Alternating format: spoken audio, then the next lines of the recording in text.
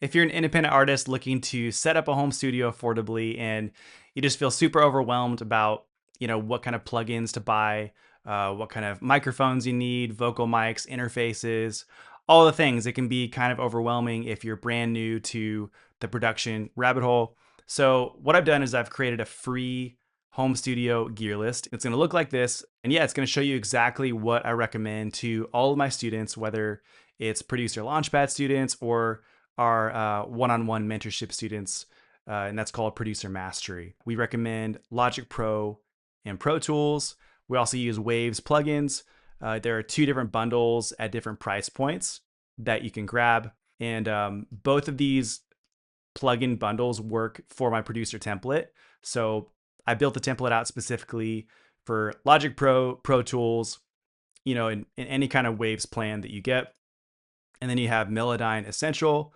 That's going to be super helpful in my vocal production module, where you're going to learn how to, tune vocals professionally, like I've done for Elevation Worship and other major artists. This is all, industry standard kind of stuff and things that I've used on all of my own projects as well. I also recommend Valhalla Vintage Verb. That's just an industry standard reverb. That's really amazing.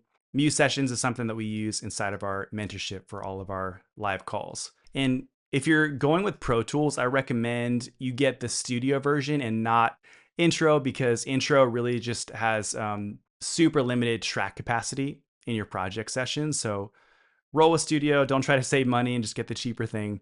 You're going to thank me later. You can also get the academic discount for Pro Tools that I highly recommend if you are a student or a teacher. You're going to need a basic home studio setup in order to start this program, but you don't necessarily need all of the gear, on the list. If you already have things that work, go with that. But the list is there, as well as all of the Amazon links if you want to check that out and just, know exactly what I recommend there. If you play acoustic guitar, this is another thing that I mentioned to all of my students. You might as well just purchase a microphone that works well for vocals and guitar, because then you're going to save time. The Shure SM7 DB microphone is the OG mic, right? For vocals, it's incredible. But if you're going to be playing acoustic guitar a lot, then you might want to look at other microphones instead if you have a limited budget, right? And you might want to look at the Slate VMS ML1 modeling microphone, for example, because that's going to capture your vocals and also your acoustic guitar really well. Or if you have the budget, the 414 is incredible, and then some higher options. But if you are going to be mainly recording vocals, the Shure SM7 DB is incredible. They have this newer model called the DB that has the built-in cloud. There used to be a cloud lifter that you would have to purchase kind of to get your vocals to a proper DB level. And they built that in with the new model. So it's going to be much easier just to grab that newer version here. As far as guitar mics go, the AKG 2 C214 is really great, and it's pretty affordable. If you have the budget, go with the 414, because that again is going to be amazing for vocals as well. The Warm Audio WA19 is also a great microphone. It's more of a pencil microphone and pretty affordable as well, but that's a great guitar mic that I recommend. For MIDI keyboards, I definitely recommend the Arturia Key Lab Essential, or the Akai if you need, a smaller 37 key. But Arturia keyboards are really solid for the price point. Those are really great, and I've used one myself. I have one that I use in my home studio.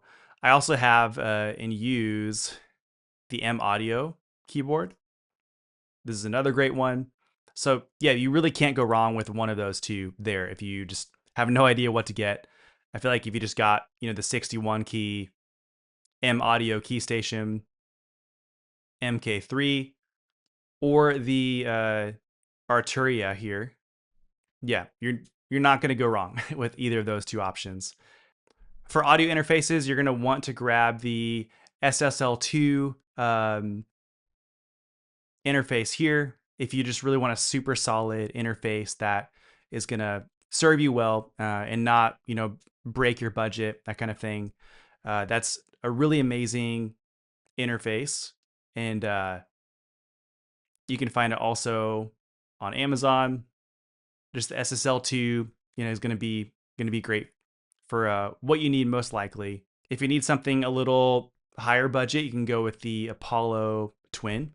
That's also a really popular interface, but of course that's going to be a higher budget, like more in the $900 range. So just some options there for you.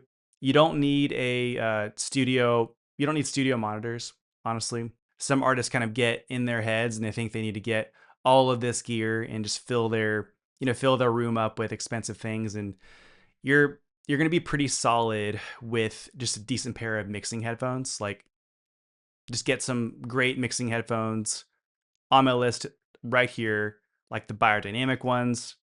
Or if you have the higher budget, go with the Steven Slate VSX modeling headphones. Those are going to be really solid. Again, all in this Amazon cart here. You could also try sweetwater.com. Sweetwater is an incredible website as well for gear.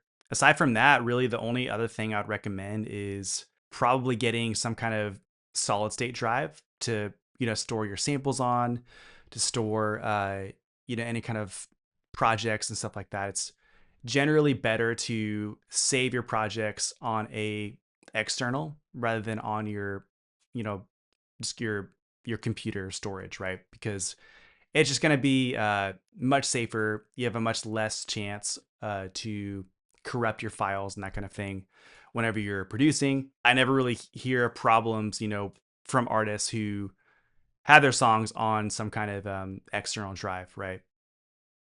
All right, that's all you need to know as far as home studio setup goes. Just go through the list, grab anything that you need, and I'll see you inside the group.